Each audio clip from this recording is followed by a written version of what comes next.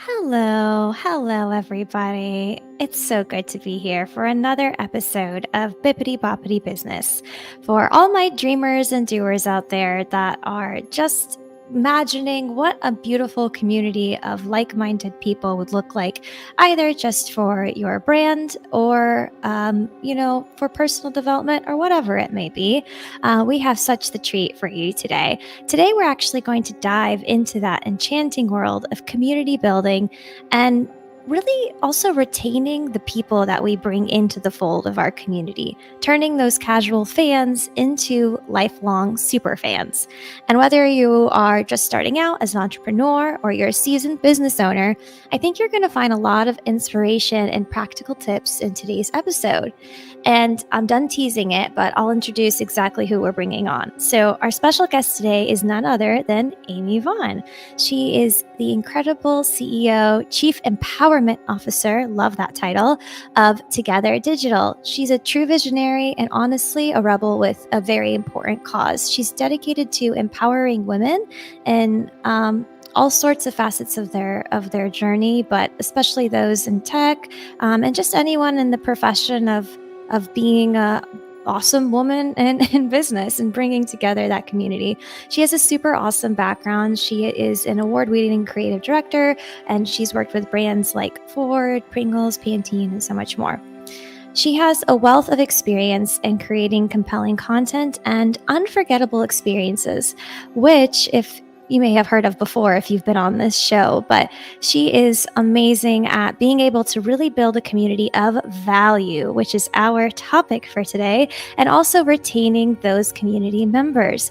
So, why does it have anything to do with Disney? Well, Amy also happens to be a huge Disney fan. I'm showing some lovely photos here of her experiences with her family and the memories that she's made at the parks. So, without further ado, let's get into the thing or two that you will learn today about creating magical moments that'll keep your community members coming back for more. Welcome, Amy. Thank you, thank you. Got some confetti going I love on. it. I love it. Thank you so Oh, much, Rita. it's so awesome to have you here today. How are you feeling today, Amy? Are you excited? Oh, he's so excited. So happy to be here. Awesome. So we'll get right into it. I'm sure everyone's just ready to fast forward, and let's get into the first question here. But as the chief empowerment officer of Together Mhm. Digital, I'm going to ask you some questions about that. But Yeah. right before we do it, tell us a little bit about what Together Digital is, just so we have some context and understanding of what we're talking about here. Absolutely. Yeah, it's kind of a hard thing for people to sometimes wrap their head around, and it's sometimes a hard thing for me to explain because as much things with an experience, right? You kind of have to experience it to understand what it is. Because Together Digital is more than a network. It is a community of women who choose to share their knowledge, their power, their connections, but they also share their vulnerabilities, their hardships. They also share their secrets and their knowledge in the sense of their hacks, right? The ways in which they got through it, in ways that women don't often always feel comfortable or confident in sharing with others. So it's a network that exists both online and in person. We were here before. We started in 2016. We went through COVID as the whole world did, so we had to learn how to exist both online and in person, and that online kind of gave us this omnipresence, which is kind of, interesting. While it was difficult at first, became kind of cool. Right now we've got this kind of fairy godmother ability to be in all places at all times and just show up for each other in all kinds of ways. And so that's what it is, right? It's like we kind of can just show up for one another when we need it, but we provide community connection, online and offline, through content, with webinars, workshops, panels, national conference, an online community, peer groups, and mentorship. So, just a number of ways in which we can kind of show up for each other and really be there in ways that I think, we might always not find connection and community easily right now in the world. And I think that's an amazing and beautiful thing. It is an amazing and beautiful thing to create a space where you can not only, learn and enrich yourself professionally, but feel that you can also show the other side of you, the human side. I Yes. thought that's a really cool reason why I wanted to bring you on the show because part of the premise of Bippity Boppity Business is that we're more than just our work. We have things that we like, commonalities, hobbies, whatever. So it's really a holistic approach to looking at our Yes. we do.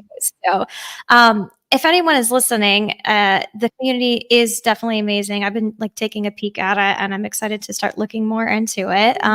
But somebody listening might be thinking, okay, like I've gotten people together in a room, Mhm. but I don't know how to keep them coming back. So, for you and the work that you've done, what are some of the key elements that you've done to create a not only just in a community that exists, but a passionate and engaged one where members are excited to come back and feed into that magical experience once more.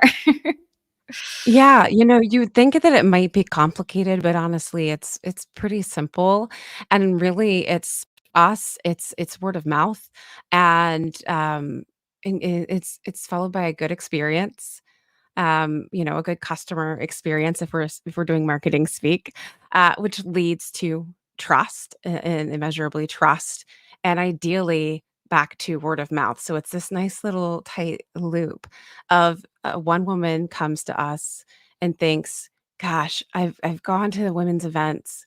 And I've not had a good experience. And I will say this especially for our women of color and our women over 40. And they'll say, "I walk into a room and I don't feel like I fit, or I don't feel like I belong, or I don't feel like anybody wanted to speak to me." And then they come to one of our events and it's a completely different experience.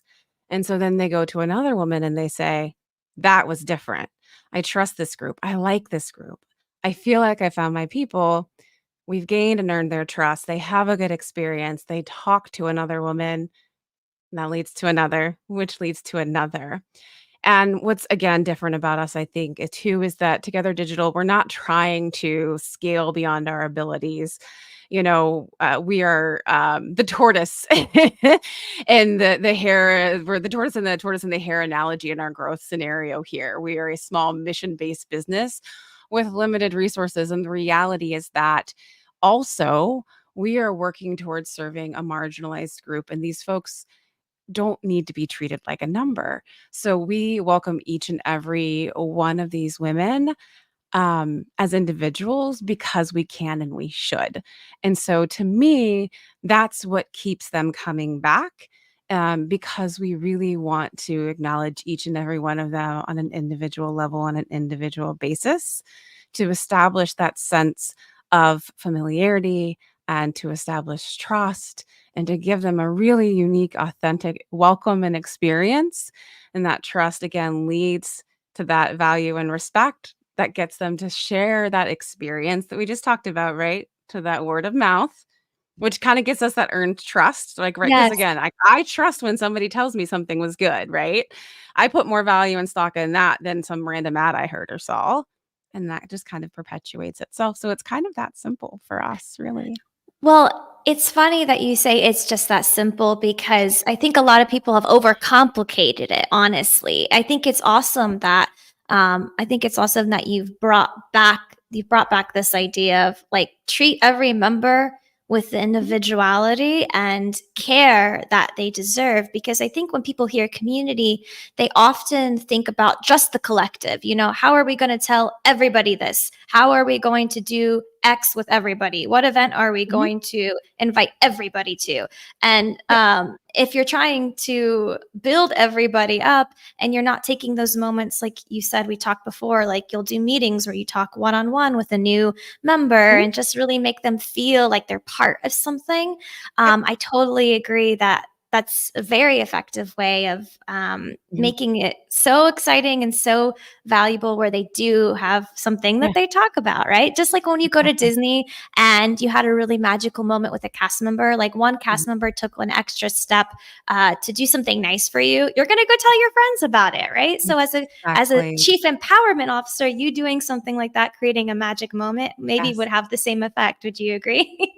Absolutely, yeah, yeah, and I appreciate you bringing that up. That is one thing that, during the pandemic, we couldn't do in-person events anymore. And so we had to Right. take that step back and say, we're not coming together anymore. So how can we create a welcome experience for anyone that's coming new to us? And it was a wonderful idea. Actually, I'm going to give credit for a second here to the owner of the founder of the Yes. organization because I was a member first. He had this idea of like, why don't we do one-on-ones for each new member? And I was like, yes. And so I looked at my calendar, and I'm a kind of a time management nut, and I have Tuesdays and Thursday afternoons. Like, these are my times for networking and connecting with others, including things like this. And I carve out those times, and that time is their time. It is my time to speak with members, potential members, connections, mentors, mentees, whatever that may be, and to do that one-on-one onboarding for new members to understand, like, why are you here? What do you need?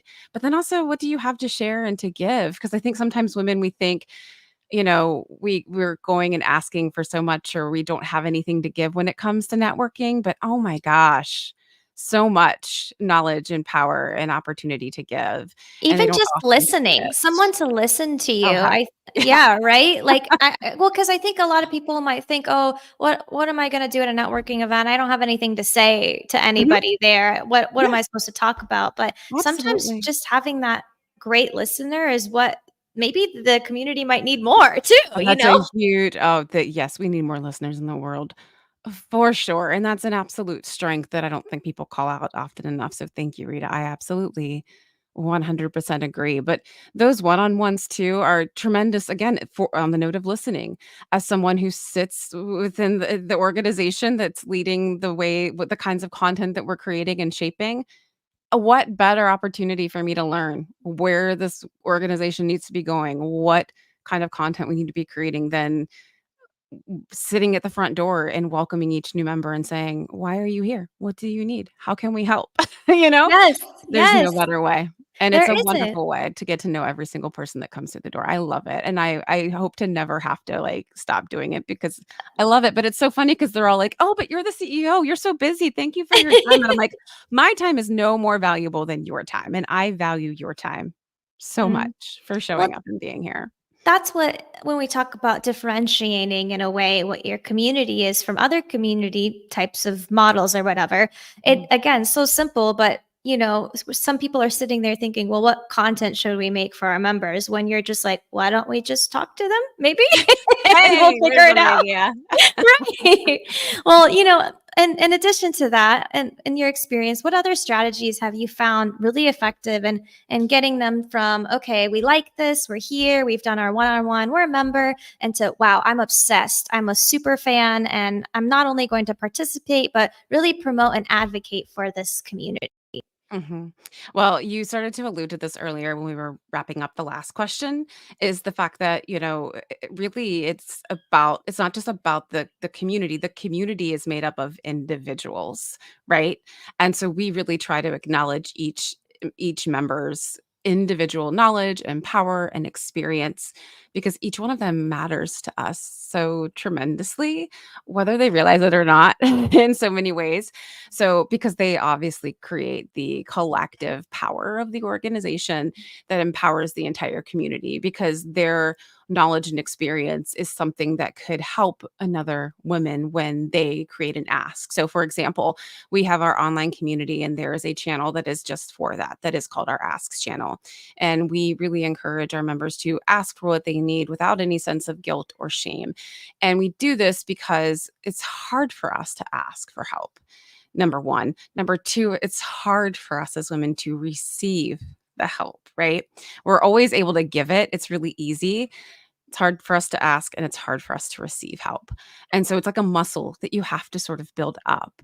But, it was making me think of that collective power in the community. It was making me think I had Moana's, like, song stuck in my head all morning long after you sent me the questions of this idea of, like, when they're singing, "We know the way." This idea Yes. of, like, the collective power of community. It helps you find your way. So when you're navigating life and career, which for women can be very complicated, especially, right? Because of life stages between caretaking, child rearing, aging parents, just the various life stages, it's so much easier for you to find your way, um, when you've got others that have gone through it before you to guide you, right? So when we Right. ask, when we listen, and when we respond to the needs of our members, and we as an organization at Together Digital don't pretend to have all the answers. What's really cool is that I've realized over the years is that we're not the ones that have all the answers. We are the ones that are just basically holding and creating the space. And our Yes. members are the ones that are actually showing us the way. And it's been a really cool lesson to learn. And to me, like, that's what community is. Like, we are really just the facilitators. We're not the ones with the answers. They actually Yes. are. They just don't know it yet. Yes. Oh my gosh, I love that analogy because this is the exact scene that comes to mind. Are you ready for this? Ooh, Uh-huh. ooh, nee, nee, nee, nee, nee, nee, nee, nee. I love it. I love it. Well, And, and that's not me. That's not me. The Moana is not me. It is every one of our members. Do you know what I mean? And it's like, yeah. it's once they realize that they know the way. You know what I mean? Like, that's the moment that we are behind them, that we are celebrating, and that they're in our hashtags, wins channel and our Slack group. That's the moment. And then we're all celebrating them, and we're all celebrating one another. And I love those kinds of moments. Like, those are the moments that I live for. Those are the moments that, like, that's my paycheck right there. I love that. Well, it's actually so true because if we were to give a Disney analogy here, a lot of the, for example, Moana is one of the movies I absolutely love. The power of these types of movies or the messaging is making the viewer feel like they're the hero of their own story, like they have the Yes. answers inside of them, Yeah, right? Versus absolutely. being in some type of community where you're just being thrown information at you, it might cause Yes. some information overwhelm, so It's I think you're exhausting. onto something here with this. Yeah, because it's exhausting. Well, think about it, right? Because of, it's a beautiful and confounding thing all at the same time. I think confounding is my word of the day. It's probably like the third time I've used it. There's because again, I'm a what they call the zennial, right? Like, I was at that cusp of, the internet and everything, right? So I remember the world before we had it. I was at that age to be just old enough. So this mass amount of information that we've received can be and feel so awe-inspiring, but also overwhelming. And so when you do come into community, you can start to get like anxious and overwhelmed and doubting, and you start to lose the sense of self and knowing, right? Between social media and all this information that we have online. And so, yeah, 100%. I would really rather have people feel empowered by having community and the amount of knowledge that we have at our fingertips, and then kind of have that harnessed as a power versus feeling sort of unhinged by it, you know? Right. Well, I think it ties into really well the example you were saying earlier of, taking a moment to have a one-on-one versus inundating somebody with 3 or 4 welcome emails, right? Because there's communities that do that. We're taught that that's the proper way when you have a new community. Is like make a funnel, send Yeah. a bunch of email sequences out, and then Mhm. hope they join the Slack channel. Like basically, like Right. that's what's being done, or whatever Facebook group or whatever it is, Sure. right? Yeah. But like you're saying, it's a couple of things. Like to just reiterate, we have taking a moment to meet with them, but also in the content and the messaging that we create, making them feel like they're the hero of their own story. And then Yes. on the last piece here, which is just as important, is keeping in reality with the lifestyle of what the members are, right, and Yes. catering that to the community. So can you share some types of examples or experiences, any or events that all you've implemented all of these things and they've had something that had a significant impact on member engagement Mhm. and just overall satisfaction within the community for Yeah. Together Digital? No, 100% on that note, again, when you are kind of working to provide content, opportunity, upskilling, professional development for a community that you yourself are a member of, again, having been a member turned owner of an organization, you obviously have a tremendous amount of empathy. And then again, being a digital marketing nerd and individual, you love your data. And so I know that women are 30% less likely than men to have a strong support network behind them, And if you are in a heteronormative household, you also are still doing 60 to 65% of the household tasks. And ladies, we are doing approximately 65 to 70% of the child care activities at home.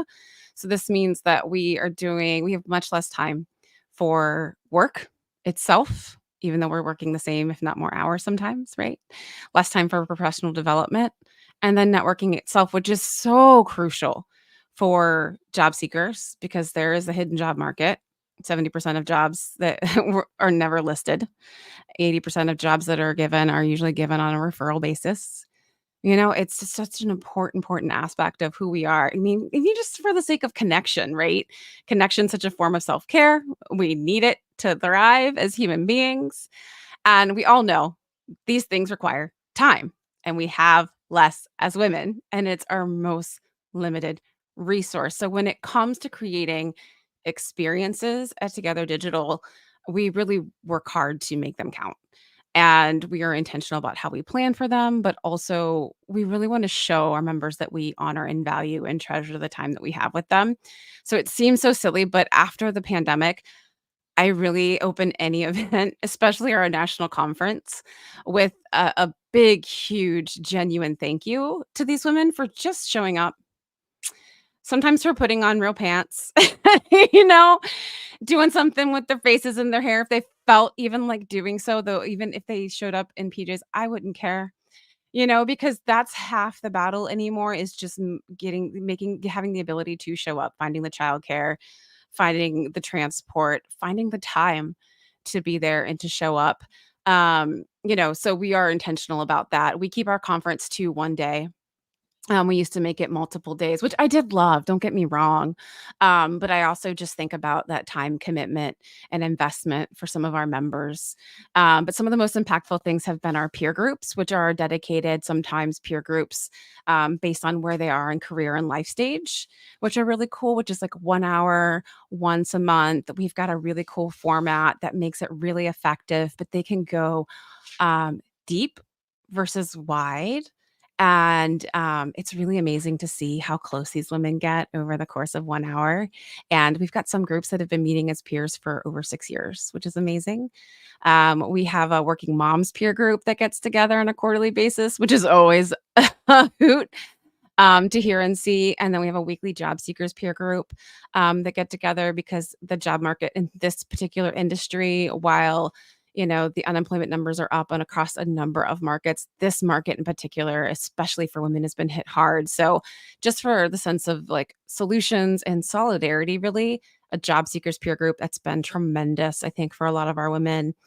Our national conference, like I keep mentioning, I'm super excited. We're in like the midst of planning things. I know it's July, but it's going to be October 17th in Cincinnati, Ohio. You're going to love it. The theme is Illuminate. So it's all very glowy and sparkly. And it's Sparkles, happening. Oh magic, my gosh. light. Oh, yeah. And it's all about really illuminating kind of any and all things that are, revolutionary right now in the digital marketing and advertising space, but then also just issues that women are facing in the workplace. So, we kind of go deep and talk a lot about those things on a very kind of candid space. But we're able to do this because we do limited seating. I'm big on small rooms with big conversations. So, it's like 250 tickets is probably where we're going to cap it at. So, we're not looking to like pack the room. It's all female identifying folk typically. The stage is ours. We don't really allow the content to be, it's curated. It's not controlled by sponsors. All of our sponsors are really close sponsors, allies, and advocates for women and women's issues, which we're really proud of. And then lastly, I will say our online community, not to go off track with off the Disney theme, but like, it's like your bat phone, it's like 24/7, you can just pick up that Slack channel and just ask for what you need. Like I said earlier, make that ask. And these women, the way they reply, Rita, it's like bullet points and links and calendar links to say like, I'll chat 30 minutes. Here's my calendar. Let me know what you need. There's job postings. There's a channel for just social yelling. So you can scream in all caps if you just need to get it all out. Screaming into the unknown. Yeah. Exactly.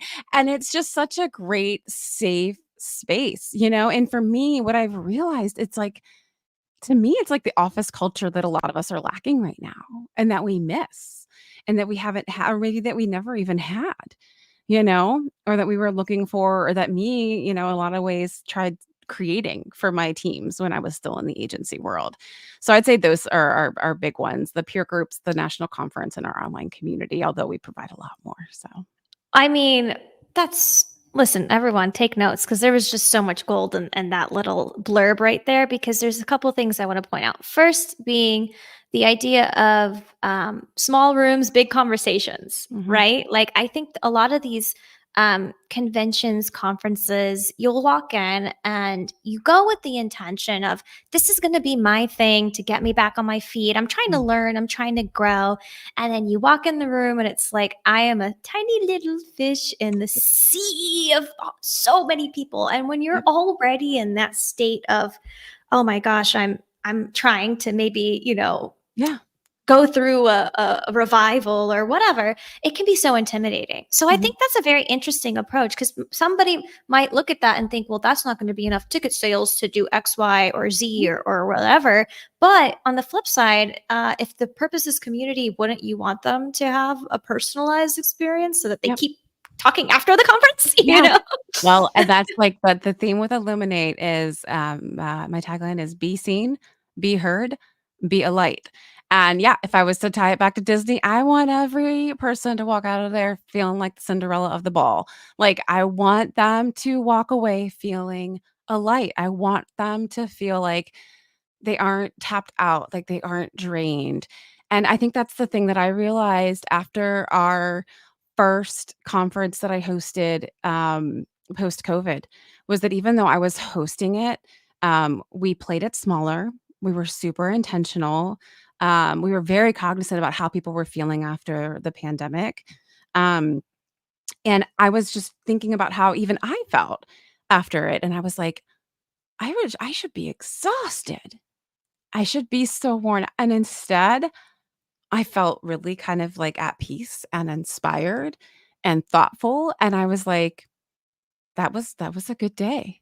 I felt connected, I felt informed, but not overwhelmed, and it was about that number, and then I started paying attention when I went to other events, and I realized, like, to me, that was kind of the magic number, and, for me, I also realized I wanted speakers that weren't overly sponsored, that were the kinds of speakers that wanted to stick around, not just for their talk that, like, flew in and flew out, but stayed for the day, So I think that's been the thing for me is I really just think about not myself as somebody who's just sitting at the top, right, trying to achieve these big things.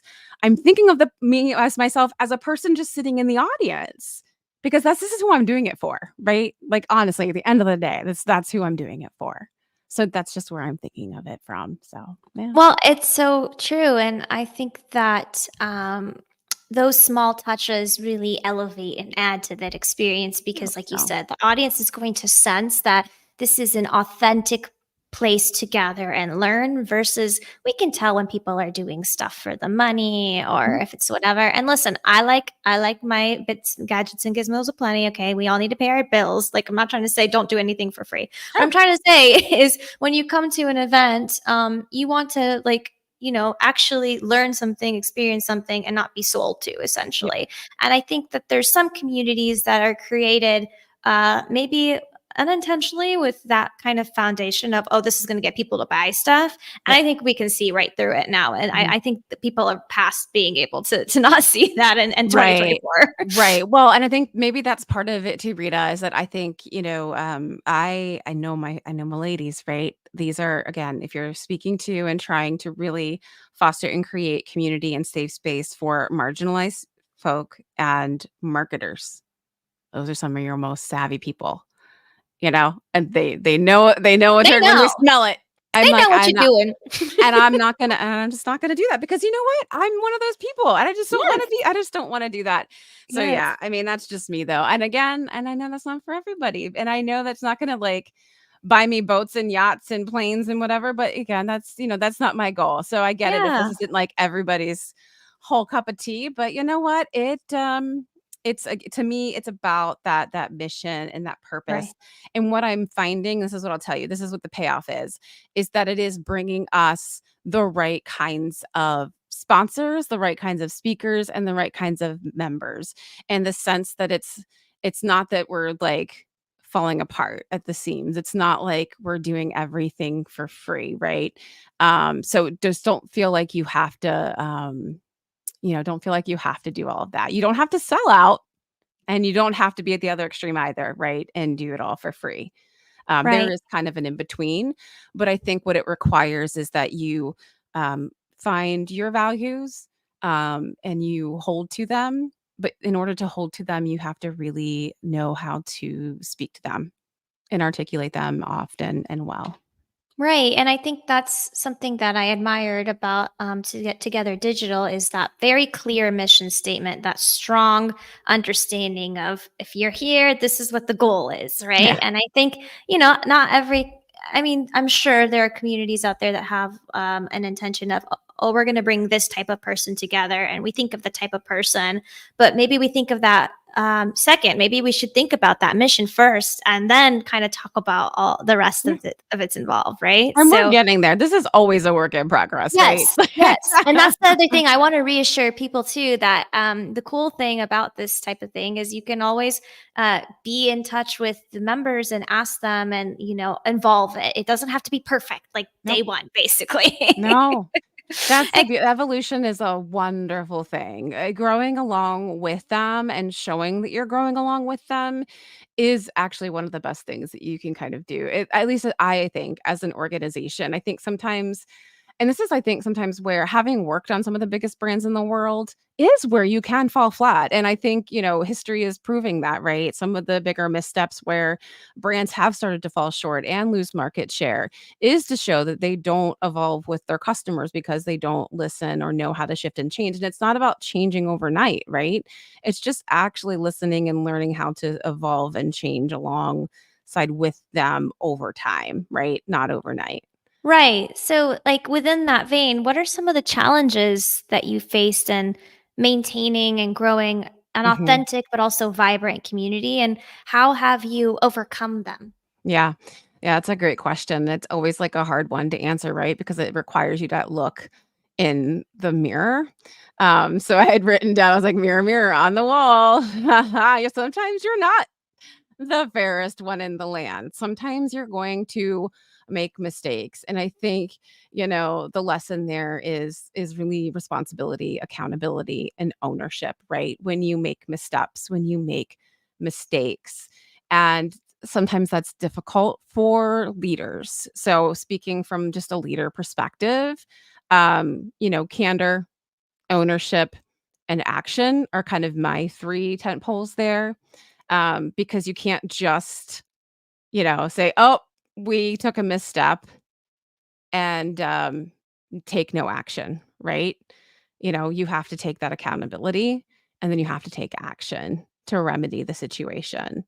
Um, and so, there have just been times when we've tried to change course on things or we've tried to make statements about things in which we thought were going to be helpful or positions on things. And it's like, yep, nope, nope, that's not the place or the thing to do, you know?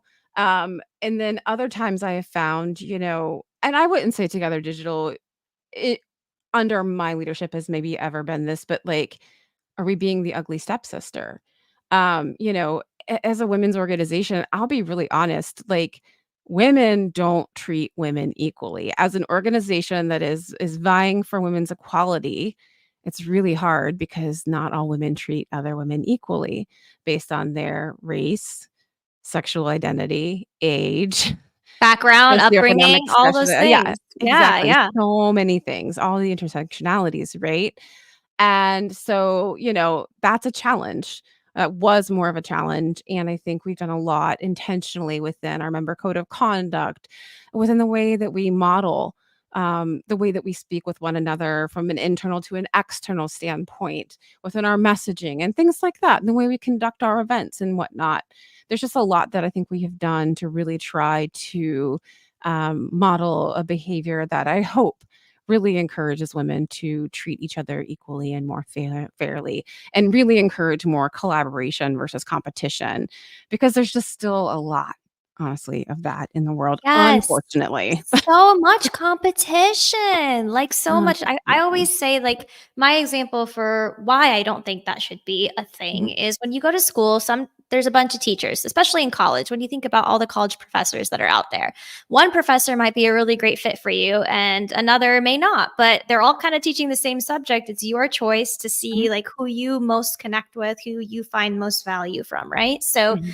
if we're creating a space of collaboration and, referral and sharing and that kind of positive mindset, I think Yep. it adds even more value to the community because Yeah. you're coming in going, oh, this one girl took this one, you're not going, this one Yeah. girl took my client and this person took my client and whatever. We're all like, Mhm. how can we help, how can we Yeah. share, right? Yeah. I think it's hard for some people to believe. I was having coffee with a new member recently, and she does videography and photography, and had mentioned to me that she was wanting to grow the videography side of her business. And she resides here in Cincinnati with me. And I said, "Yeah, you need to talk to one of our members in Columbus. She's absolutely amazing." I still remember it was 5, 6, gosh, maybe 7 years ago now. We had this fantastic conversation. I was working at a video marketing studio, and she was working hard to convince me, "This is the path. This is the way. X, Y, and Z is what you need to do to start your own." And I was like, "What?" And she had this great statement of, "What you will make for someone else will be finite. What you can make for yourself is infinite." And I was like, "What?" Broke my brain, right? Yes. And it was such an empowering statement and something I had never considered for myself. And, like, again, you know how you just have these conversations with people that will kinda just, like, live rent free in your brain? That was my Yes. conversation with our amazing Beth Bowman, who I love to always just, or Beth Mandoni, sorry, to always just, like, bring her up in, like, every other podcast I have. Story studio as well. I'll plug her business as well. And so I, because that's what we do for each other, right? Right. And so I'm talking to this new member, and I tell her about Video Story Studio and Beth, and I said, "You need to message Beth and, say you wanna do a one-on-one with her."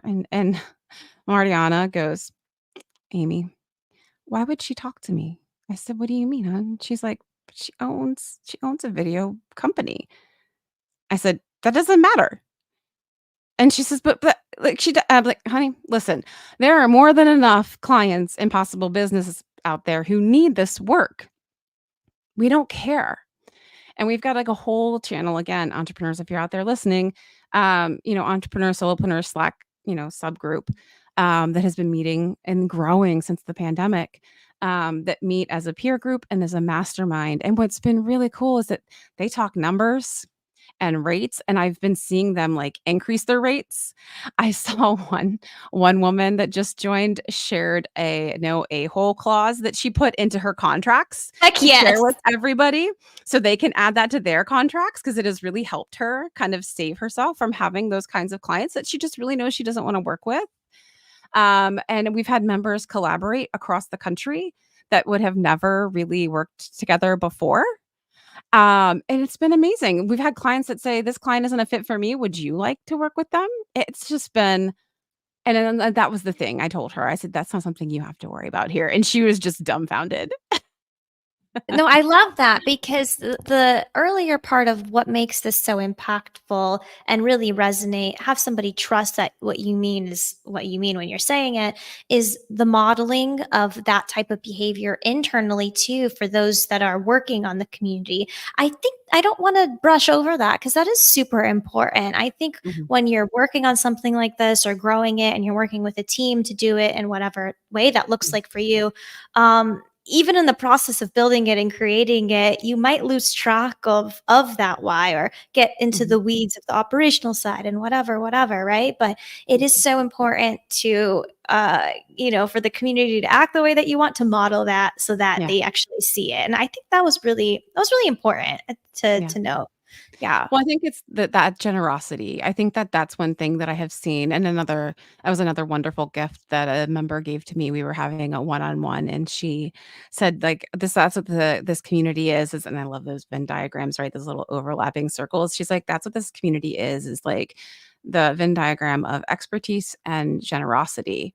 And I love that, and I would say that, yeah, that's what I've been definitely trying to model is just like, I've got nothing to hide, nothing to hold back. Whatever I've learned in the way of experience or knowledge, it's like here for me to share because that's all I have to give. My only true possession are my actions and what I've experienced. And that's what I have to leave behind. So it's like I might as well just go ahead and share it, right? Because I can't take it with me.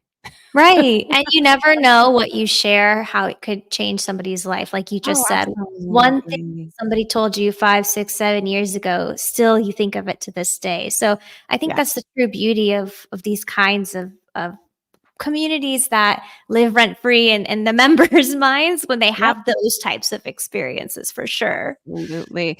Absolutely. Oh my goodness. Okay, so we talked a lot about businessy stuff. Let's get to the Disney vibe side of things. Yeah. We're gonna get real Disney in just a second, and we're gonna do a combination of your thoughts and stuff that you learned from Disney, and then maybe some random fun Disney questions. So let's get right into it. Come on, everybody. Here we go. Off to Question Land.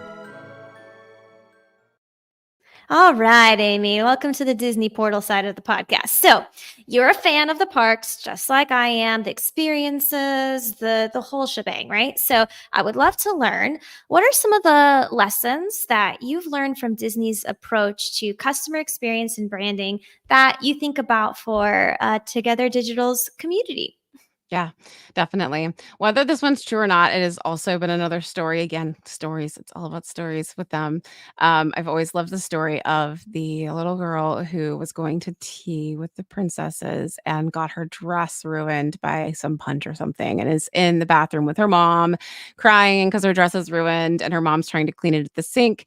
And there's a janitor in the bathroom who has a gift card in their pocket and is able to give the girl a gift card to go buy a brand new dress. And to me, this is like the opportunity to empower every team member to make everyone's day better is huge. I've never been big. What I love about this is I've never been big on hierarchy, if you can tell. That's why my CEO title, even though I am the chief, executive officer by all intents and purposes, empowerment is really what I'm out to do, which is why that's my title because I own my business and I can make my title what I want it to be too, right? But obviously, like that's what I want, is I really want to empower every person that works with us to make our members' day better in any way that they possibly can, like feasibly possible. And I just have always loved that about Disney because you shouldn't have to be the person sitting at the top to do that. Oh yeah, I love that every cast member is given the opportunity to and empowered to make Mhm, someone's day magical, whether they mhm. are in housekeeping or Yep, they are a character or whatever, corporate, whatever it may be. So yeah, I think that's a really good one to translate over into the community. Okay, mhm. give me another one. What's another Disney thing that you're like, we do this for the community, we love it, but I also just love it too, just as a person? Yeah, yeah, I had a couple other listed, and I'm gonna jump ahead to, I think, be someone's fairy godmother. This one's kind of my favorite because I feel like it was something that was bestowed upon me. I mentioned earlier in the podcast that I was a member first, so some of you are probably curious, then how the heck did you end up where you are now? And that was because the founder, saw in me the opportunity and the ability to be entrusted to run the organization. Why did she entrust me and leave something like this to me? Was because a member saw and thought she could go and run for Congress. So a member of an organization that she created said, "You have the ability to run for Congress, wand. There you go." Just like She was often running for, something that she never thought she would do. And here I am, creative director of 14, almost 15 years, who had once said to a boss, I would love to run a company someday, who told me, nah, creatives can't run companies, you know. I also heard your podcast isn't a business podcast. Well, we all learn things. Guess what? It's this has been absolutely delightful. This has been my most favorite podcast I've been on yet. Sorry, I love you, Heck everybody else I've yeah. ever talked to. I really but this is just it's such a fun, fascinating, and interesting framework because you know what? Why not make business fun for crying out Right. loud? Jeez Right. Louise, people. Right. If you can be somebody else's fairy godmother, we can also like laugh every now and then and have a good time. And, Thank I you. think laughing at yourself too is a sign of Yes. strength in a way, right? Like, Absolutely, right. absolutely. That's Right. definitely something my mama taught me. But Yes. yes, being someone else's fairy godmother. So that to me, I think that's where to me, like that is it. I think it's like this idea of female empowerment, right? And women have that ability, whether that is stepping up and mentoring another woman, whether that is seeing somebody more junior than you and saying she's the one for the job, that to me is that fairy godmother moment, and it can be in small ways and it could be in big ways. It could be like that moment that Beth had with me, telling me like, hey, that this is something you can do. You really don't realize the power that you have to bestow upon other people sometimes. It is fascinating, talking with other people sometimes and hearing back from them the moments that you have given others, and not realizing the power you're bestowing upon them. I think sometimes we don't even realize it, you know? Yes, we don't. Sometimes you don't. And I also think that when you are in that mindset of being somebody's fairy Yeah, godmother and, trying to empower and do all those things, guess what? What happens is hopefully you also enjoy it too. And you personally gain something out of it, absolutely. Oh, right? always. Like I said earlier, like watching the ladies go out and like have their Moana moment or being the Cinderella of the ball, I guess it is my paycheck. It feels so stinking good to just sit back and watch them win and succeed. Whenever I'm having a bad day, I've said that so many times, I'll go to our wins channel on Slack and I'll look and I'm like, yeah, I might not be having the best day, but I see them and I'm watching them shine and I'm watching them win. And in so many ways, that's a win for me, you know? I love it. I love that. Okay, a Mhm. fun question to wrap up with, more of like a creative, Yeah. lighthearted one. Okay. Let's say Together Digital is going to do some type of meetup or conference, but Mhm. it's going to be something where Disney related in some way. Maybe it's at a Disney location or something. I don't know. Okay. Where would you do it? Where would we be hanging out? What kind of activities would we do? What would it look like? Let's just dream and pretend a little bit. Well, so when I was a kid, one of the first jobs I ever wanted was an oceanographer, and I wanted to be able to live under the sea. Yeah. And so since we both talked about how like Ariel as well, I guess we're ocean girls with Moana and Ariel. So we got to Yes. go under the sea. We got to have our conference under the ocean. Um, Listen, that would be lit if we if our, if the walk-up song was like the entire Under the Sea band with Sebastian, like if right?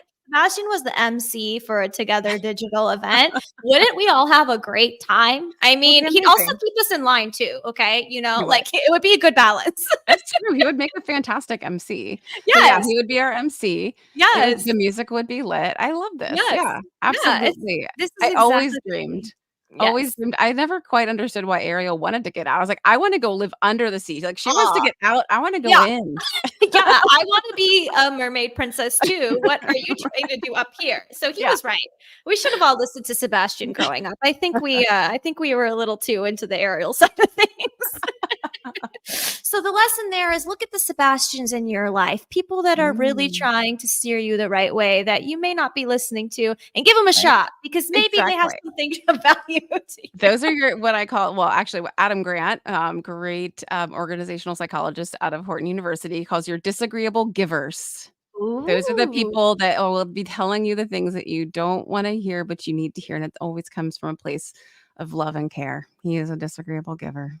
Wow, I'm so glad that we were able to turn a Sebastian reference into a marketing psychology business reference. Look at us. Look at us go. High five for that right there. Boom. I love that. All right, Amy. Well, this has been way too much fun. I hope that everyone listening feels the vibe and they love what you're doing. And if they want to be a part of Together Digital or have a one-on-one talk to you, how Yes. can they connect? How can they do that? Absolutely. Thank you for asking. Yeah, I would be more than glad to chat with anyone interested in learning more about us. You can check us out at togetherindigital.com, or you can find me on LinkedIn, Amy Vaughan, Vaugh, sneaky extra A. And feel free to connect with me, DM me. I won't ignore you. I promise. I'll message you back. I love it. I love it. All right, everyone. Thank you so much, Amy, for being on Course. today. I hope everyone here has a magical day. And that wraps it up for this episode. Woohoo! Thank Thank you. you, Rita. Oh, and I have to say thank you to Okay. Brittany Murphy for introducing Yes, us. We Brittany. have Shout to out give a shout out to Brittany. Brittany, who's Yes. also a member now because we love having her in our community, and I'm thankful for her connecting us. Yes. Thank you for that so much. This is awesome. All right. Let's Right. cue the pixie dust. You've been listening to Bippity Boppity Business. Like what you hear so far? Leave us a review in Apple or listen to us anywhere you prefer listening to your podcast. Until next time, have a magical day.